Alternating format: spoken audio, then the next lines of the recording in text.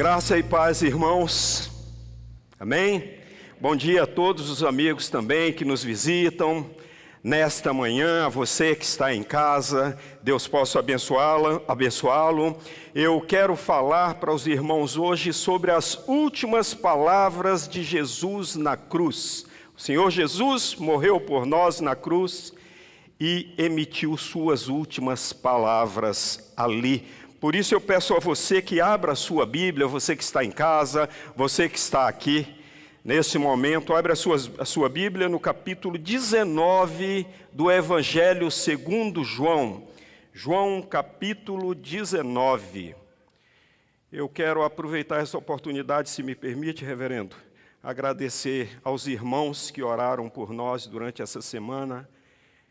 Em nome da minha mãe, dos meus irmãos, da minha família, eu agradeço o carinho e o amor dos irmãos.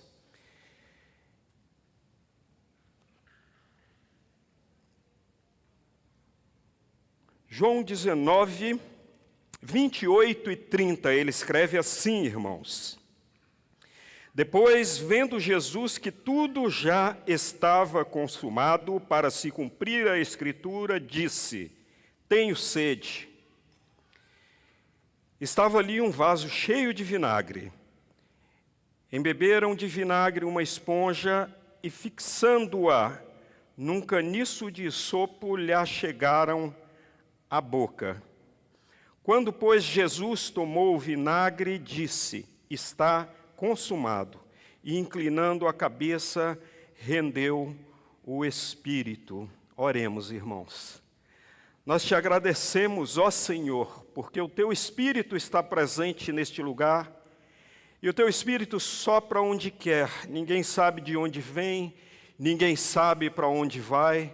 O Teu Espírito há de fazer maravilhas no nosso meio, abrindo as nossas mentes para a compreensão da Tua palavra. Senhor, nós te agradecemos por essa oportunidade. Louvamos o Teu nome neste Teu dia, dia dedicado a Ti. Engrandecemos o Teu nome e agradecemos, orando assim em nome de Jesus. Irmãos, nós estamos na nossa escola bíblica, mas eu quis trazer aos irmãos essa mensagem que o Senhor nos entregou através do Espírito dEle, e é especificamente para você, crente. Você, filho do Deus vivo, você que foi lavado pelo sangue de Jesus na cruz. Na nossa escola bíblica, nós temos aprendido, os nossos professores já nos ensinaram, os nossos pastores, que o Senhor Jesus emitiu uma frase que no grego tem uma palavra chamada tetelestai, que quer dizer, está consumado, está liquidado, está totalmente pago. No Antigo Testamento, nós podemos perceber e aprender pelo menos 300 profecias sobre o Senhor Jesus, que Ele havia de cumprir aqui neste mundo, obedecendo ao Pai, no plano de salvação que o Pai lhe havia entregue às mãos. Então, Ele, quando sobe à cruz, Ele leva consigo uma nota que estava assinada por mim, das minhas dívidas para com Deus, da minha rebeldia, da minha inimizade com Deus, da minha dívida com Deus, levava também a sua nota promissória assinada. Quando o Senhor Jesus expirou e disse, antes de expirar, está consumado, Ele disse, está pago. Você não deve mais nada. Nada para com Deus. Eu estou pagando por você na cruz. Glória a Deus por isso, irmãos. Então, o que o Senhor Jesus fez foi nos comprar na cruz com o seu sangue. O sangue que derramou ali naquele momento, quando ele foi cravado na cruz. É importante lembrarmos que Jesus foi cravado na cruz, foi pregado quando o sangue dele derramou. Mas há um grupo de homens, irmãos, que não concordam com isso. Há um grupo, uma categoria de seres humanos que nunca concordaram com essa história, embora seja história, e embora essa história nós não conhecemos nos nossos livros de história geral, há um grupo que não conhece simplesmente porque nunca ouviu. Nunca ouviu. Porque nunca chegou até eles essa história por causa das suas outras religiões, as suas outras dedicações pagãs que tomam deles todo o tempo da vida deles, os 80, os 90, os 100 anos que eles vivem em outras religiões, se dedicando a outras religiões, ocupados com outras religiões, outros afazeres, talvez pelo isolamento geográfico, talvez pelo isolamento de suas fronteiras fechadas, de suas delimitações, cujos governos não deixam entrar essa palavra, essa história de salvação, nunca tiveram oportunidade de ouvir o plano de salvação que Deus elaborou para todos nós, para eles também. Nunca tiveram a oportunidade de conhecer esse plano do Senhor Jesus. Mas há também outra categoria de homens que ouviram, mas decidiram não aceitar. Não, sobre isso te ouviremos em outra ocasião, né? Diz uma famosa frase bíblica. Nós estamos falando, irmãos, todo esse grupo de homens, toda essa categoria de homens, nós estamos falando do homem natural. É o homem que ainda não conheceu a Deus, que não nasceu de novo, ele está ainda no seu primeiro nascimento, o nascimento carnal, o nascimento de sangue, o nascimento natural. A Bíblia o chama de homem natural. Há neste meio também, e aí, esse grande grupo do homem natural, há o grupo que compõe os piores dos homens, que nós vimos todos os dias. Nós vemos todos os dias na mídia, nós vemos nos meios de comunicação, são homens desumanos, cruéis, indiferentes, desnaturados, são insensíveis, são adúlteros, corruptos, idólatras, homicidas. Acho que não estou falando nenhuma novidade para os irmãos, basta você abrir a sua internet no site noticioso que você mais lê, e você vai ver quantas coisas aconteceram nessa semana, quantas coisas aconteceram ontem por este homem mau, e quantas coisas aconteceram até amanhecer o dia de hoje, com esses homens maus. São indivíduos, muitos deles, que possuem valores contrários aos estabelecidos pelo senso comum. Simplesmente. Os piores homens que já existem e já existiram em toda a história da humanidade, eles estão nesses grupos, estão nesse grupo, são impiedosos. A Bíblia os chama de ímpios. Salmo 1, versículo 6 diz que o caminho dos ímpios perecerá. Nós sabemos sobre o homem ímpio muito bem. Aqui nós estamos falando daquele mais mau, daquele desonesto, daquele que faz as piores coisas, que comete os piores crimes, que nos roubam, que nos matam, que invadem a nossa casa, que estupram nossas mulheres e crianças. São esses homens. Nós conhecemos sobre eles porque a grande comissão do Senhor Jesus, entregue a nós, fala exatamente sobre eles. E se nós não os conhecemos, nós temos que conhecê-los. Estão nesse grande grupo, o grupo do homem natural.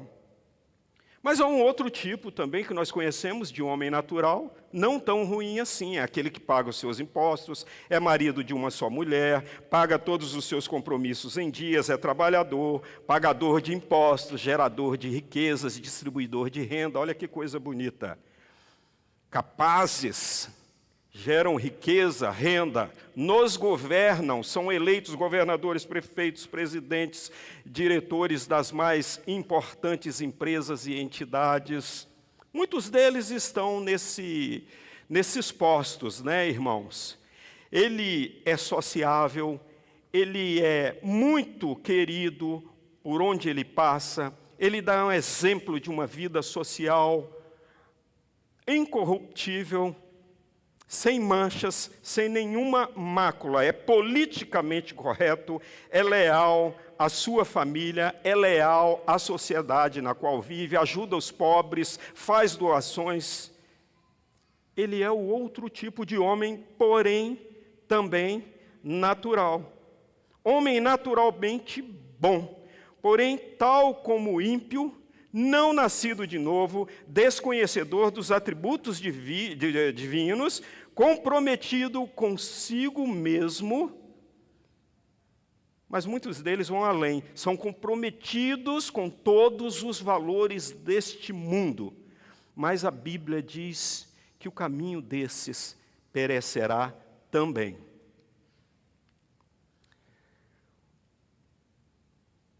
Agora eu quero falar para você, irmão, que é uma outra categoria de homens que conhecemos, que é essa onde estão os crentes em Cristo Jesus. Eu não quero usar esse termo evangélico, eu quero usar o termo crente no Senhor Jesus. Fiéis à causa de Cristo. São os que entenderam o que Jesus levava nas mãos quando ele subiu na cruz. Esses são os crentes fiéis a Deus. São os que compreendem o pagamento dessa nota promissória que estava nas mãos do Senhor Jesus quando ele morreu na cruz. São homens salvos, justificados pela sua fé, homens que nós estivermos aqui hoje, nós os encontraremos. Se nós voltarmos aqui após 20 anos, eles estarão aqui.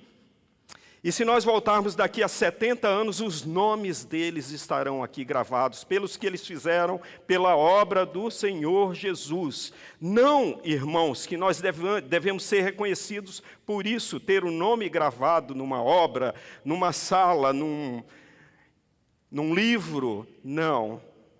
Mas que a nossa obra seja profícua. Estes são aqueles que o apóstolo João viu vestidos de vestes brancas na visão que ele teve no Apocalipse.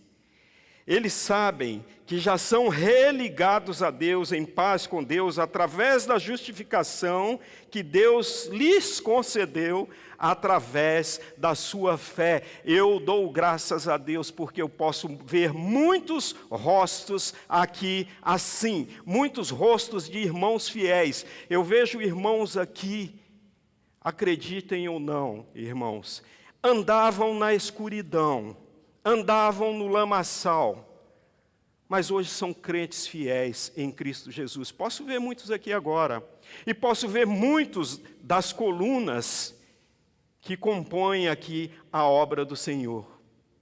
Eu me alegro quando eu vejo aqui jovens casais que estão gerando filhos para a glória de Deus, que pagam o preço de trazer os seus filhos para estudarem essa palavra todo domingo pela manhã. Esses são os crentes fiéis a Deus, esses são os crentes fiéis que se preocupam primeiramente com a palavra de Deus, antes de se preocuparem em levar os seus filhos à Disney. O investimento deles não está nisso, está na palavra de Deus. O investimento deles está em orar com seus filhos. O investimento deles está em criarem para a glória de Deus as próximas colunas da obra do Senhor aqui neste mundo. O pastor acabou de mencionar isso aí. Essa questão, os nossos dias são difíceis. Eu sei, irmãos, que vocês que fazem isso proporcionarão aos filhos de vocês desfrutar da glória de Deus ainda aqui neste mundo. Não somente lá no céu, mas ainda aqui neste mundo. Paguem o preço, continuem pagando o preço por isso. Se dedicarem a evangelizarem os filhos, que são os nossos primeiros discípulos que nós temos que fazer, para que nós não os percamos mais. Muitos têm perdido seus filhos, não vão ver os seus filhos no céu. Não vão. Filhos de professores de escola dominical, às vezes filhos de presbíteros. Às vezes nós temos que pregar mais a palavra para os nossos filhos. para que eles se tornem esses crentes que o Senhor precisa, cristãos fiéis a Ele. Como o pastor disse aqui essa manhã. Estes homens são os que o Senhor comprou, esses crentes que nós temos aqui hoje, fiéis a Deus. São fáceis de reconhecer porque são árvores frutíferas, que no devido tempo dão o seu fruto. Esses irmãos crentes que nós temos aqui, verdadeiros cristãos, eu sei que posso contar com eles para orarem por mim, para me fortalecerem com a sua oração. Eu sei que posso ser admoestado por eles no momento de pecado, no momento de deslize, no momento de fraqueza. Eu conto e devo contar com a admoestação desses irmãos, porque são irmãos experimentados na fé, que andam em comunhão com Deus, que conhecem a ação do Espírito Santo na sua totalidade. Eles sabem que já são religados a Deus, estão em paz com Deus através da justificação que Deus lhes concedeu. São homens e mulheres que andam sempre de mãos dadas com a justiça, com a verdade e com a paz. Serão cada vez mais como árvores frutíferas que no devido tempo darão os seus frutos. Eles não negociam a sua fidelidade a Deus. Graças a Deus. Porque a igreja de Cuiabá e porque a igreja de Cristo está repleta desses irmãos. Mas eu quero falar para os irmãos ainda sobre uma terceira. Nós temos o homem natural, nós temos o crente fiel a Deus, e nós temos uma terceira categoria de homens. E realmente, reverendo Marcos Sérgio, nós estamos vivendo dias muito difíceis do cristianismo. Além das pandemias, ou dessa pandemia, das endemias, de doenças incuráveis que nós já tínhamos, além de toda a corrupção, além da desordem política e social, além da perspectiva de dificuldades econômicas pela frente, nós estamos vivendo os dias mais difíceis do cristianismo, não somente por isso,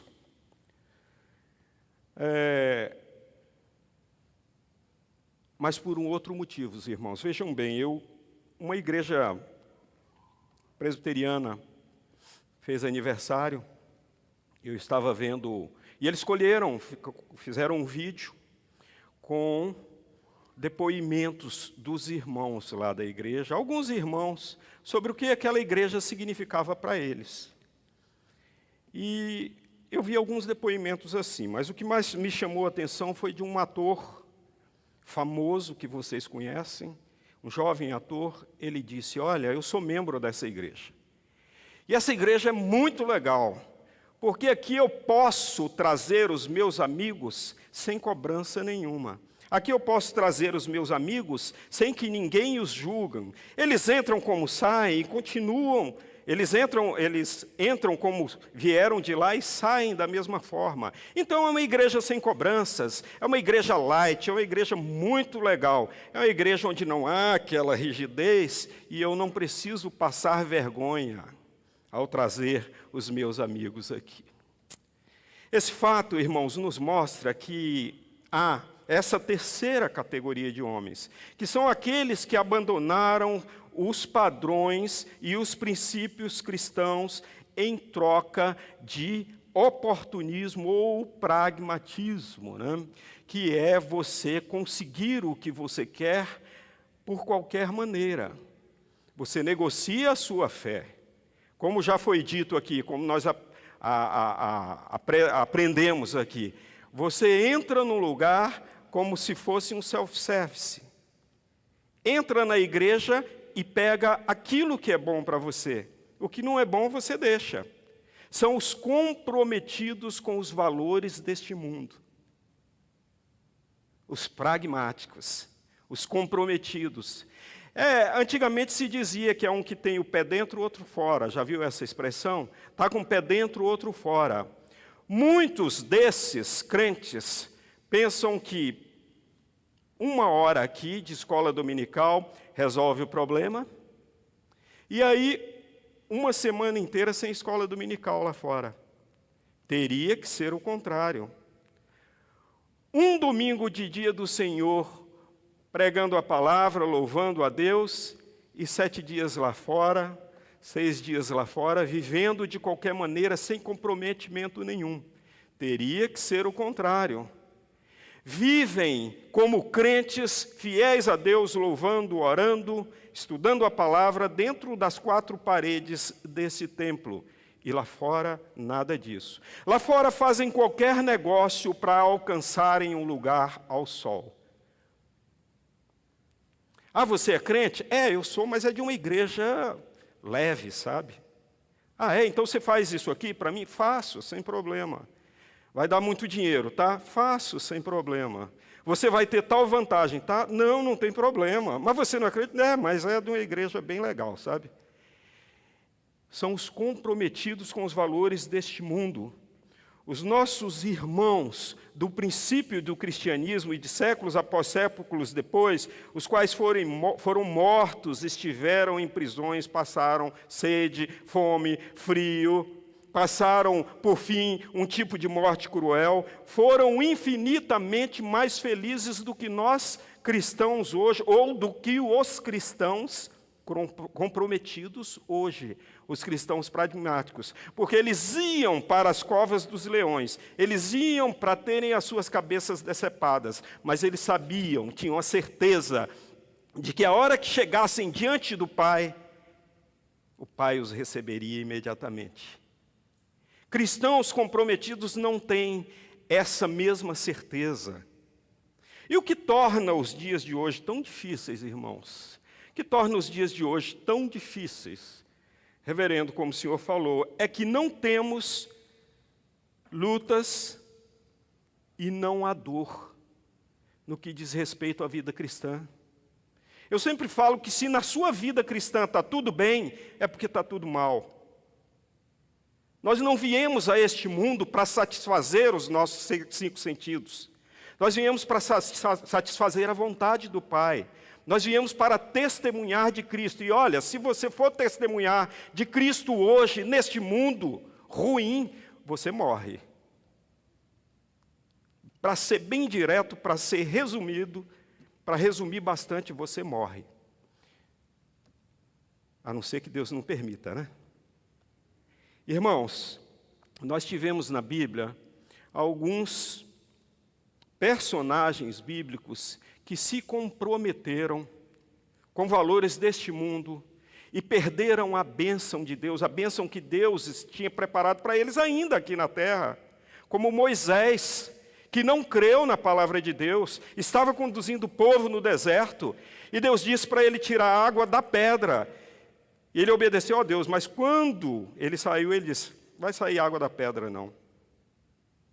Ele bateu a varinha na pedra, cajado na pedra, e a água apareceu. Por conta disso, Deus não permitiu que ele tivesse o privilégio de entrar na terra prometida. Sansão, um exemplo clássico, todos conhecem. Nazireu, separado de Deus, escolhido, fez um comprometimento com valores deste mundo, com seu próprio prazer, perdeu o nazirado, perdeu a sua força, perdeu a sua visão, perdeu a vida. Outro exemplo é Adão, que se comprometeu, não com a lei de Deus, mas com o pecado da mulher. E aí, temos tudo isso que nós vemos hoje aí. Perdeu o paraíso e tudo que nós vivemos hoje. Irmãos, o nosso autor, no qual nós nos baseamos, ele escreve sobre esse tema, a integridade do homem. Ele diz que esse tipo de homem que está comprometido com o mundo, com os valores do mundo, com um pé dentro da igreja e outro fora, esse tipo de homem está de tal modo envolvido com o mundo que se esqueceu de como não envolver. São pequenas coisas, irmãos, pequenas coisas. Ah, eu não vou à escola bíblica hoje não, porque eu estou com sono. Eu fui num trabalho da igreja hoje e está bom demais. eu beber uma cervejinha na frente do meu filho, não tem problema nenhum. Eu fico desanimado. Eu fico pensando o que nós estamos fazendo aqui, ensinando a palavra, e de repente eu chego num local público e eu vejo um irmão da minha igreja bebendo cerveja na frente do filho adolescente. Permitindo que seus filhos, na balada e etc. Pequenas coisas. Mas não tem problema. Tem problema sim. O preço vai ser alto. O preço vai ser caro. Muito alto. Os nossos filhos têm que estar aqui. Os nossos crentes, ainda que velhos, da cabeça branca, têm que estar aqui, firmados aqui. Aceitamos com muita facilidade, irmãos, os valores deste mundo. Nos comprometemos. Não temos a rigidez de crentes de pé, como o Senhor nos conclama a ser. Do início ao fim da Bíblia, Deus ordena claramente que seu povo viva separado do mundo. Nós estamos vivendo dias de total enfraquecimento do cristianismo, principalmente no mundo ocidental, simplesmente porque muitos de nós afirmam ser crentes, mas não vivem na integridade que Deus requer. Não vivem. Não querem estar na sua totalidade com Deus, na sua inteireza com Deus, na sua integridade com Deus. Nós vivemos aqui para satisfazer os nossos sentidos. Eu quero ouvir as promessas de Deus da Bíblia, mas eu não quero muito ouvir sobre os mandamentos de Deus. O meu ouvido quer ouvir o que é bom. São os nossos 5 sentidos, são carnais, irmãos. Eu quero olhar com a minha visão e ver o que é bonito, o que é belo, que satisfaça a minha visão. Principalmente eu quero ver a porta larga. Eu não quero enxergar porta estreita nenhuma, irmãos. E assim com o nosso tato, com a nosso olfato, né? Nós vivemos para satisfazer os nossos 5 sentidos. E não é para isso que nós estamos aqui, meu irmão. É por isso que, em busca da satisfação pessoal, crentes não hesitam em abrir mãos do ensinamento que a palavra de Deus lhes entregam e não hesitam em abrir mão da vontade de Deus em detrimento da sua própria vontade. Ultimamente eu conversei com 2 jovens da nossa igreja. Tive a oportunidade de conversar com 2 jovens, passando algumas dificuldades financeiras. E eu disse para os 2 assim, né, em ocasiões diferentes: você ainda vai ver o que o Espírito Santo vai fazer na sua vida se você andar com Ele como Ele requer. E você vai dar o testemunho aqui do que o Espírito fez na sua vida. Talvez você esteja buscando os valores errados, esteja com os estímulos errados, esteja buscando não na vontade de Deus, mas na sua própria vontade. E talvez seja por isso que as coisas não estejam acontecendo. Há algum comprometimento de você com este mundo? Largue, coloque nas mãos de Deus, e o Senhor vai te mostrar e vai mudar a sua vida. Irmãos, Deus nos comprou na cruz inteiros. É simples, o raciocínio é muito simples. Você vai e compra um bem durável. Um exemplo simples, uma TV, um carro. E aí você, então, quando recebe o produto, cadê o controle remoto? Aí você diz, mas não veio o controle remoto? Não, a gente só vende TV sem controle remoto. Parecendo 1970, né, que não existia controle remoto. Não, mas eu comprei essa TV, eu quero ela com controle remoto. Aí você compra um carro, quando você vai buscar o carro, só tem 3 rodas. Não, mas o nosso carro é sem 3 rodas, é só com 3 rodas. O que você faz? É o mesmo sentimento de Deus para conosco. Eu te comprei inteiro, íntegro, total integridade. Eu paguei na cruz por você inteiro, eu quero você inteiro. Eu não quero você fazendo compromissos com o mundo, Saia disso, coloque as suas necessidades, o seu querer, a sua vontade nas minhas mãos. E eu vou te mostrar quem é o Senhor Deus, quem é o Espírito Santo, quem é o Senhor dos Exércitos, quem é o Senhor de Israel. Já estamos terminando, irmãos. Como começar a não se comprometer com o mundo? O nosso autor nos mostra que são muitos os caminhos, nós poderíamos ficar um dia aqui inteiro conversando sobre isso, irmãos.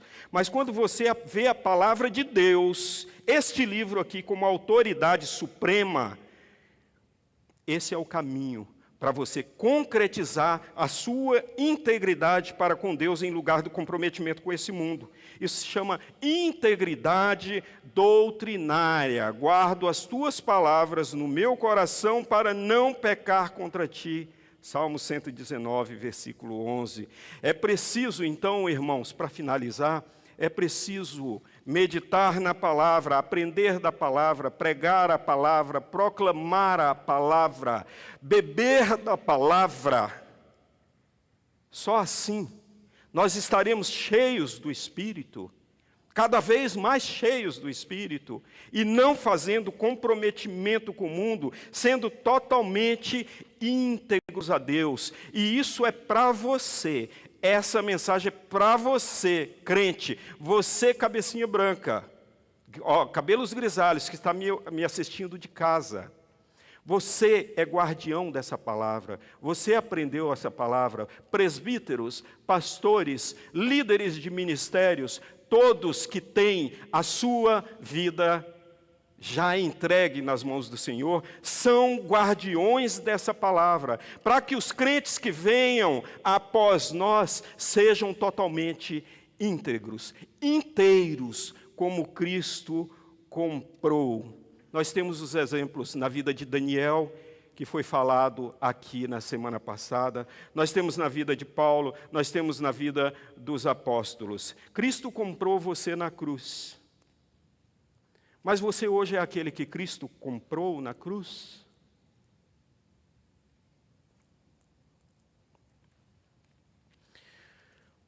Por fim, irmãos, abra sua Bíblia no Salmo 15.